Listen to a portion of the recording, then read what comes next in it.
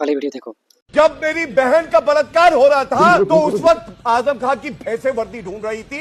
ये सच्चाई है, बुरी लगे तो तब भी बोलूंगा। रुको जरा, उन्होंने जिक्र किया कि आजम खान की भैंसे पुलिस ढूंढ रही थी। जब पुलिस आजम खान की भैंसे ढूंढ रही थी उस समय ये समाजवादी पार्टी के प्रवक्ता थे।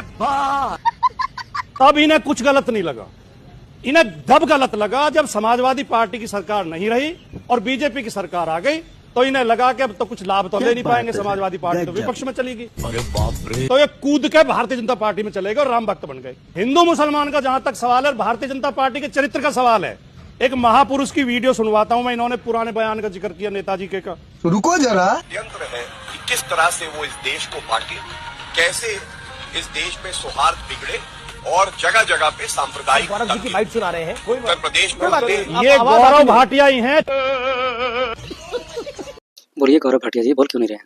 झूठ मूठ का प्रोपेगेंडा मत फैलाइए। वीडियो अगर अच्छा लगे तो आप लोग लाइक और सब्सक्राइब कर दीजिएगा। फिर मिलेंगे नेक्स्ट वीडियो में।